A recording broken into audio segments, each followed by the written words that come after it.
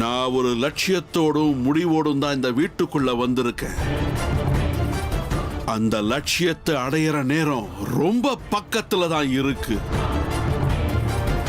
நான் எந்த வேலையை முடிக்கிறதுக்காக இந்த வீட்டுக்குள்ள வந்தனோ அந்த வேலைக்கு இந்த இடம் உதவியா இருக்க போகுது.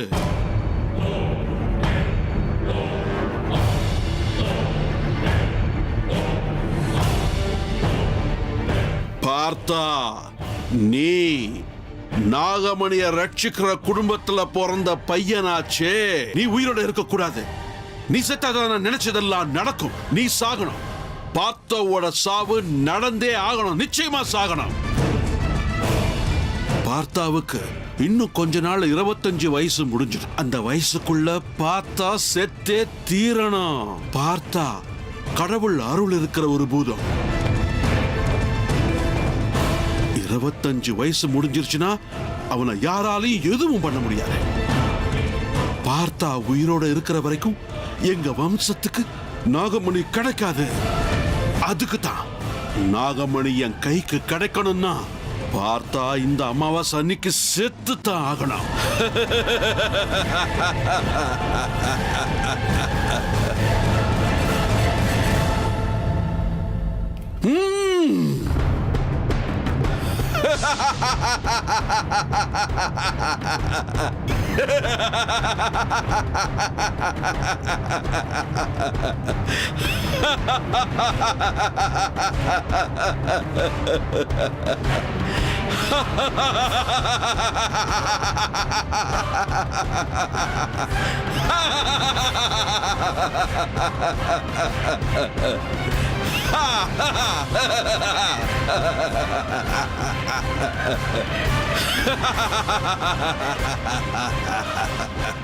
பார்த்தனோட சாவுக்கு தேவைப்படுற மாயவலை தயாராயிருக்கு. ஏதாவது ஒண்ணு பண்ணி இந்த வலைக்குள்ள அவனை கொண்டு வர வேண்டியது என் பொறுப்பு. அது நடந்துருச்சுன்னா பார்த்தா உன் சாவை இந்த உலகத்துல யாராலையுமே தடுக்க முடியாது.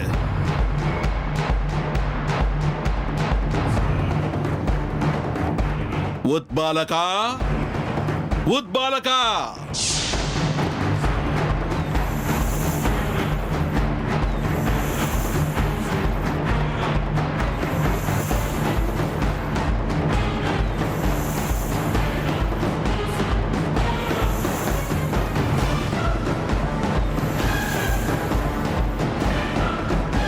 உத்பாலகா,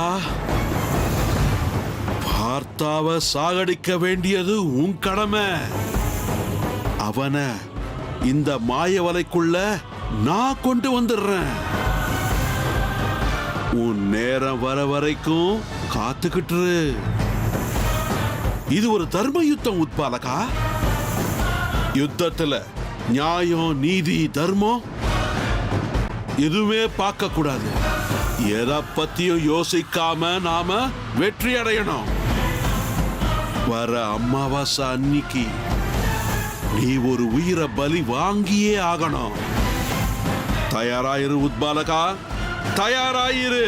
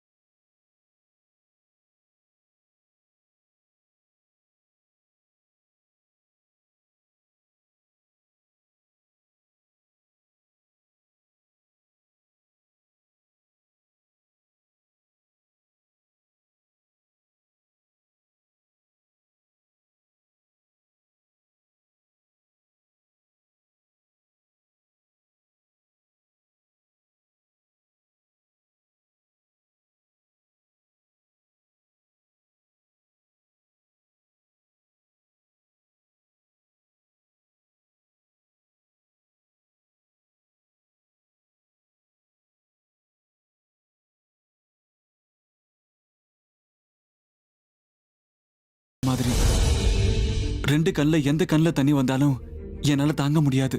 போகட்டும் விடு. மனசை காயப்படுத்துற இந்த விஷயத்தையும் மனசுக்குள்ள வச்சுக்க கூடாதுன்னு சொல்லுவாங்க. ரொம்ப நேரம் ஆயிடுச்சு, நீ போய் படுத்து தூங்கு. சரிங்க பாட்டி. ஆனா நான் உங்ககிட்ட ஒரு விஷயத்த சொல்லணும் பாட்டி. என்னன்னு சொல்லு. அப்பவே உங்ககிட்ட ஹர்ஷாவை யாரோ கொன்னுட்டாங்கன்னு சொன்னல. ஹர்ஷாவை கொன்னது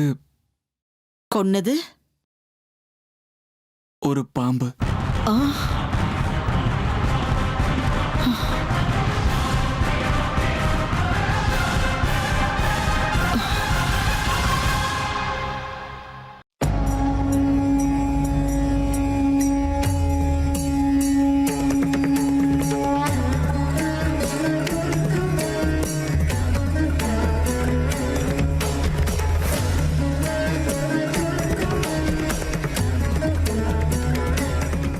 எப்படியோ நான் நினைச்ச மாதிரி பூஜை நடந்து முடிஞ்சிருச்சு.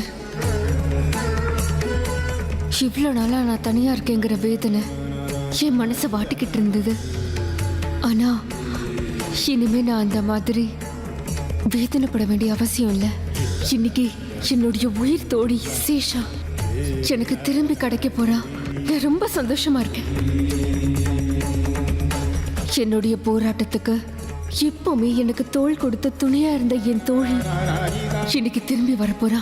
பரமேஸ்வரா, கடைசியில என்னோட வேண்டுதல் கேட்டுருச்சு இல்லையா?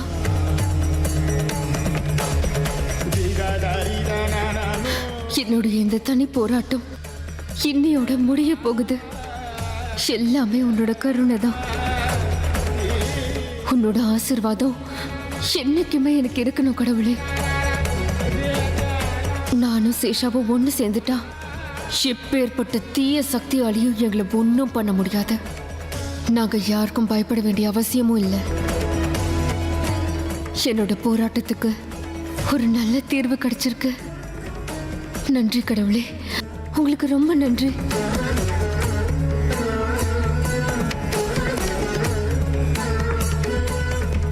ஆனா ஞாபகம் இருக்கட்டும், உனக்கு கிடைக்கக்கூடிய சேஷா இதுக்கு முன்னாடி இருந்த சேஷாவா இருக்க மாட்டா.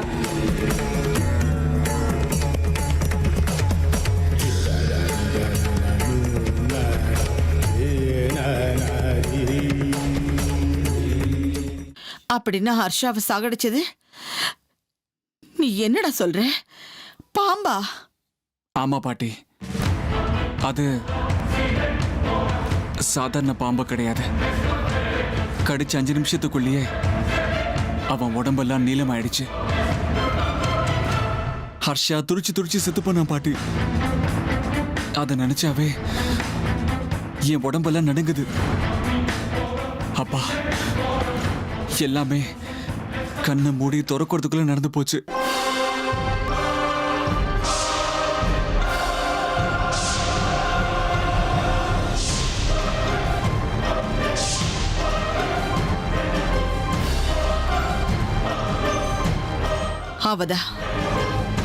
அவளேதான் அவதான் இந்த வேலையை செஞ்சிருக்கணும். அவளை தவிர இந்த காரியத்தை வேற யாராலையும் செஞ்சிருக்கவே முடியாது. பாட்டி, பாட்டி, நீங்க யார பத்தி பேசிட்டு இருக்கீங்க? அவனா யாரு பாட்டி? ஹர்ஷாவை கொலை பண்ணது நான் மனுஷங்க இல்லைன்னு சொன்னல, ஒரு பாம்பு தானே சொன்னல பாட்டி.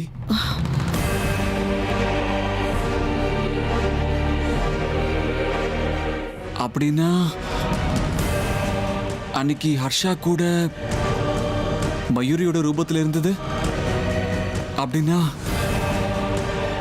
யாரோ பிளான் பண்ணி தான் மயூரியோட ரூபத்தில் வந்து ஹர்ஷாவை கொலை பண்ணிருக்காங்க. அன்னைக்கு என்னோட ரூபத்தில் வந்து அமிர்தாவை கொலை பண்ண முயற்சி பண்ணதும் அவங்களா தான் இருக்கணும். யாரு பாட்டி? நம்ம குடும்பத்தை அழிக்கணும்னு நினைக்கிறது யாரு பாட்டி? இதெல்லாம் எதுக்காக பண்றாங்க பாட்டி? சொல்லுங்க பாட்டி. நீங்க இதுக்கு முன்னாடி அவன்னு சொன்னீங்கல்ல, அது யாரு பாட்டி? உங்களுக்கு எது தெரியும்? அது என்னன்னு சொல்லுங்க பாட்டி. சொல்லுங்க பாட்டி, உங்களுக்கு யார் மேலேயும் எதுவும் சந்தேகம் இருக்கா? சொல்லுங்க பாட்டி. பேசாத, என்ன எதுவும் கேட்காத, எனக்கு எதுவும் தெரியாது. நான் இப்ப பேசுற நிலைமையில இல்ல. பாட்டி, நீங்க எதுக்கு இப்ப இவ்வளவு டென்ஷன் ஆகுறீங்க?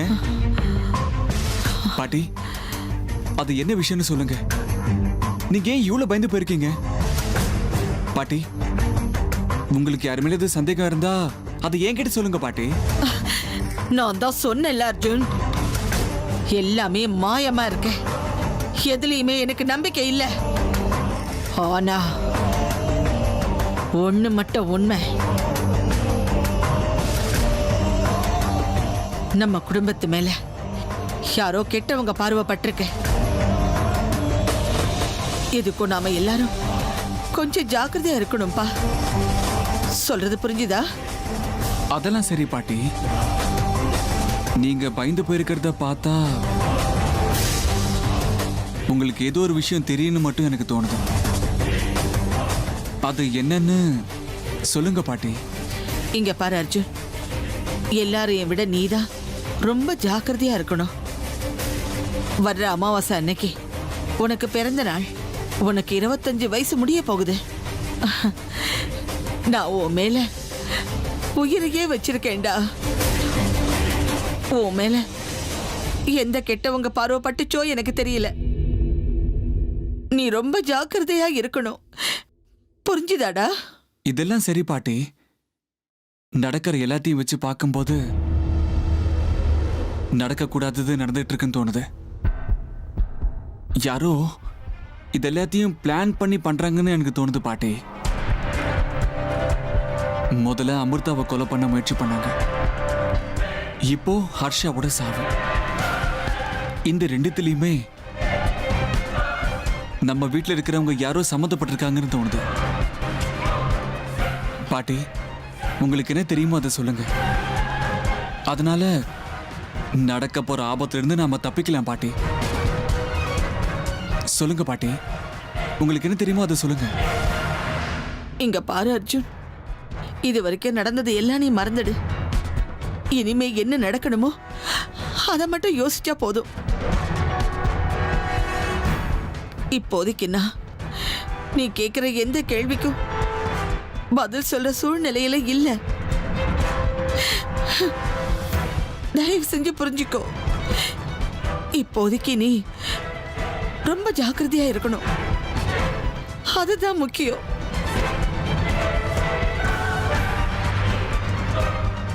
சரி பாட்டி, இப்ப நீங்க எது பெரிய குழப்பத்தில் இருக்கீங்கன்னு எனக்கு புரியுது. நீங்க எதையும் யோசிக்காதீங்க பாட்டி, எல்லாம் சரியாயிடும். நீங்களே சொல்ற வரைக்கும் நான் காத்துக்கிட்டு இருக்கேன். சரி, நீங்க படுத்துக்கோங்க பாட்டி, நான் கிளம்புறேன்.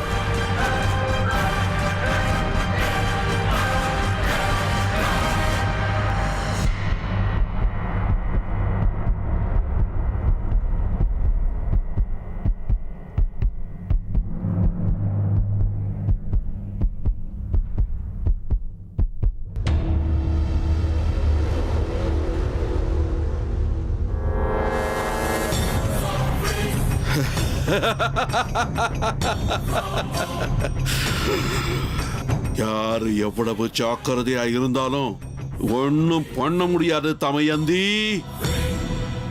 சாவு உங்க வீட்டு கதவை தட்டிக்கிட்டு இருக்கு, அது உங்க முதுகு மேல ஏறி உட்கார்ந்துகிட்டு இருக்கு. யாரும் தப்பிக்கவே முடியாது. அது கூப்பிட்டதும் அது பின்னாடி போய்கிட்டே இருக்கணும், அவ்வளவுதான். தமையந்தி, இத்தனை வருஷமா இம கண்ணை காப்பாத்துற மாதிரி நீ பார்த்தன காப்பாத்திக்கிட்டு இருந்த இல்ல, இன்னைக்கு அவனோட சாவு உறுதியாயிடுச்சு. பார்த்தனோட சாவு எப்படி நடக்க போகுதுன்னு பார்க்க எனக்கு ஆசையா இருக்கு. பார்த்தனோட சாவை என் கண் குளிர நான் பார்க்கணும். நிம்மதியா அவன் சாவை என் கண்ணால பார்த்து சந்தோஷப்படணும்னு காத்துக்கிட்டு இருக்கேன் தமையந்தி. நம்ம வம்சத்துக்கு நடுவுல இருந்த விரோதம் காலம் காலமா மாறாம அப்படியே இருந்துகிட்டு இருந்தது. அந்த விரோதம் பார்த்தாவோட சாவுனால கொழுந்து விட்டு எரிய போகுது. உன் செல்ல பேரன் பார்த்தனோட சாவு இப்ப என் கையில இருக்கு. அதை யாராலையும் தடுக்க முடியாது. நான் வந்த காரியத்தை முடிச்சிட்டு தான் இங்கேருந்து போவேன்.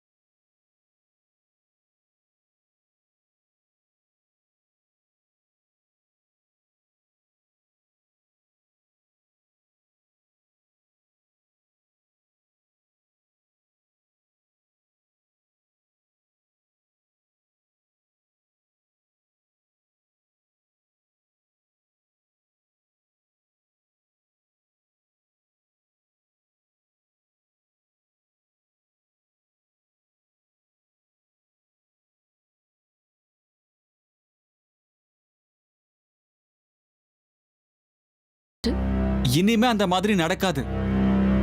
நான் எல்லார்கிட்டயும் கோவமா வான் பண்ணிட்டு வந்துட்டேன். என் செல்ல பொண்டாட்டி மேல இன்னொரு வாட்டி யாராவது சந்திக்கப்பட்டா நல்லா இருக்காதுன்னு. ஓஹோ, அப்படியா? ஏன் நம்பிக்கை இல்லையா? எங்க என் பக்கத்துல வாங்க வாங்க.